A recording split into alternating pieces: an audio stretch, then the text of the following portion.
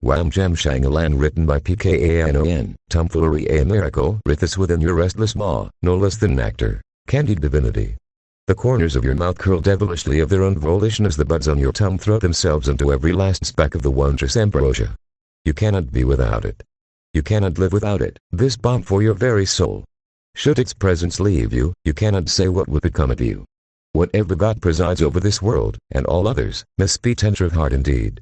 What a boon to the world, this is. Your soul swells, drowning out all the and. The stute all but disappears as you're broad crashing back down from the lofty heights of heaven. Even still, you've a fog about you, so much so that you've forgotten just where you are. Putting your head on a swivel brings a busy corner of Ponyville's Market Street into view, lands in front of each of the shops, disrupting the otherwise steady flow of the main cobblestone road. Winter always bogs your hometown with foreign traffic. Ordinarily, you would take issue with the volume of ponies crowding every nook and cranny of conceivable space, but you pay no mind. Today's a special case. The air is lighter than usual, gone is the heavy chill of deep winter. Just as well, there's something heady about everything as of late. It's strikingly prevalent in the way couples gaze longingly upon each other, every movement, every expression a brushstroke of love and adoration. In more brazen folk, the flighty whims of tenderness condensed down into a thicker, more voracious compulsion. That was decently rare, though. The few you did see giving in to temptation eventually turned tail to somewhere more private whenever they were called out on it. Hello? Huh. Oh, right. Without much fanfare, you corral the rest of the blueberry ginger jam down your throat, unable to stop yourself from grunting in abject ecstasy. Good Lord, Hubbard.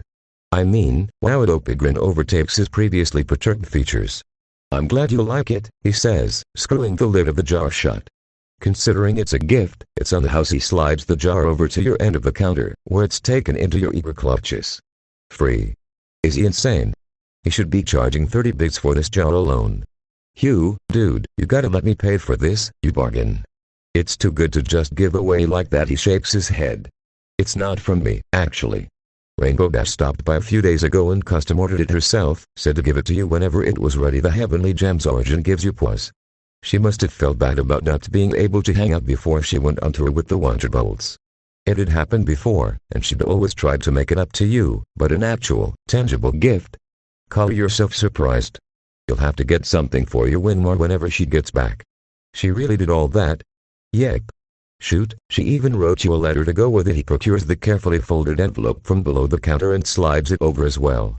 You pick it up with your free hand, turning it over a couple of times. It's smooth to the touch, no wrinkles or blemishes at all. Hell, it's even been properly sealed. Since when has she been as formal about something so benign? Now, she told me to tell you that you can't open it until you've read some of it. I didn't ask why, though you wave off his concerns, a perplexed smirk still riding the corner of your mouth. No worries, man. Hey, I'll see you around, alright. I've got a meeting to go to a bit later, so I gotta split Happy Hearts and Hooves Day. He beams, waving as you go. And good luck. You turn back toward him with a raised eyebrow. He simply winks back with a smarmy grin before addressing the next customer in line. Odd. The fervor with which you inhale the final farthings of Ash's gift is outright salacious. You didn't mean to eat the rest of it when you got home. It just sort of happened. Everything else you had in mind flew out the window when the lid came off. Hell, in your jam-induced haze, you'd even forgotten about the letter she had sent you. The letter which, corresponding to the strange sense of unease in your gut, is now carefully nestled in between the pointer and thumb of your right hand. Trepidation plays at your senses as you move it to and fro, eyes roaming over its bare surface. You'd known Dash to be a mere capable of her own brand of kindness, but this? Something really must be in the air, you mutter to yourself. You go to open it, but pause as your fingers are poised to break the seal. The growing warmth within, now spreading freely to your chest, almost begs you to stop, but you're unsure why. This is just a letter from your browski, right? What could possibly be so odd about that? You call the growing feeling with action, tearing at the flap and digging out the letter within. With a flourish, it opens to its full length. What's up, Enon? Hope you're doing good. Chances are, when you read this, I'll probably be on the train to Las Petasis with the rest of my team. Wish you could have come along with me, but I didn't even know that team members could give out guest passes until all the arrangements were set. Next time, you're planting your butt right next to me on that train, got it? You chuckle openly, the warmth within continuing to spread, reaching an almost uncomfortable intensity. The air conditioning must be a bit too hot. Ah, you're too far into the letter to get up now. Listen, I'm not really good at writing letters like this. That's Twilight's whole wheelhouse. Rarities too, but that's besides the point. I'm just gotta come at you with it. I'm sorry we haven't been able to hang as much lately. All the training we've been doing eats up a ton of my free time, and I sometimes stay after to get my routine down just right. Need to be 100% awesome for the show, right? I hope you don't feel like I've been blowing you off or anything, cause that's not it at all. Hanging out with you is, like, one of the best parts of the day to me, and I've really been missing it the past few weeks. When I get back in a couple weeks, we gotta grab some pizza and go mess around up in candlelit or something. Or, you know, whatever you wanna do. Anything is cool with me as long as you're there. You cradle your face in your palm, mouth curling this way in that dopey reverence. Anyway, I just wanted to get you something to say sorry about the whole thing. You always keep going on about how much you love good jelly, so I went and got Mr. Jellies to make some for you. My treat. Following that line is a rough doodle of Dash's face smiling at you, stars in place of her eyes. I'll see you when I get back home, Enon. Don't let things get too crazy without me there, alright? Your best buddy, Rainbow Dash. Your cheeks threaten to fall off due to how hard you're smiling. Man, you really looked out meeting her. You'd wax poetic about it, but in all honesty, your head is swimming a bit right now. Your breath sleep heavily, too, as if you'd been running this whole time instead of reading. It's become a bit worrying, in all honesty. Maybe an ice pack would help, or something along those lines. You set the letter down on the table, and as you set off from your couch, a barely perceptible piece of scrawl catches your eye from the very bottom of the scroll. You pick it up once more, holding it as close to your face as possible. P.S. I put some extra strength love potion in your gem. Consider it payback for those awful jelly beans. Have fun trying to figure out how to get me back, you big dork. Your meeting is in an hour.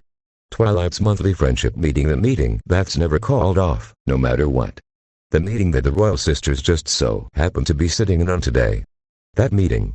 And so, as you can see, the Akiyakistan princess's vacation to Ponyville was, beyond that, Twilight's words never register, despite them bouncing around in your hollow head unendingly. You squirm unsteadily in your seat, desperate to avoid eye contact with anyone. Sight, sound, touch, taste, smell, it's all been dialed to 1200. The chill of the crystalline table underneath your palm shoots through your nerves and down your spine, and it takes everything you have not to shiver, because to shiver would be to move, and to move would be agony unending. Not the agony of pain, of course. Pain would be far easier. You shakily inhale, feeling every micrometer of your bare chest scraping against the cloth of your shirt. The exhale is no less vivid. The ache of your lungs missing oxygen is no pleasure that renders you rigid in both senses of the phrase. Down under is a war of biblical proportions, fought by Erdensbrugge. You tend to shift in your seat, and all hell breaks loose for the 50th time in 20 minutes. Your eyelids clamp shut as another wave of ecstasy washes over you, drowning out the rest of the world with it. Rainbow Dash is going to pay when she gets back. Of that, you are certain. Enon. Blinding light, bright colors, your eyes have opened against your conscious thought. Across the table, 3 concerned princesses eye you up and down, all the care in the world behind a gesture. Are you feeling alright? Twilight asks. Even from all the way over there, she sounds like she's right in front of you. I'm good. You choke the words out, and it does nothing to sway their concern. Are you sure, darling? Rarity asks from your immediate right, impossibly loud. You look as if you're running a fever without warning. Her outstretched hoop makes contact with your forehead. An innocent gesture any other day of the week, sure, but today. Pure eroticism. You wince against her touch, however soft, and quickly remove her hoop from your person. Actually, no, you're right, I'm not feeling too good. I've gotta go home and get some rest, okay? Sorry about this, bye. You clamber out of your seat, stumbling out of the room with the grace of a dead body attempting to ice skate. They call out after you, but you can't make out anything they say.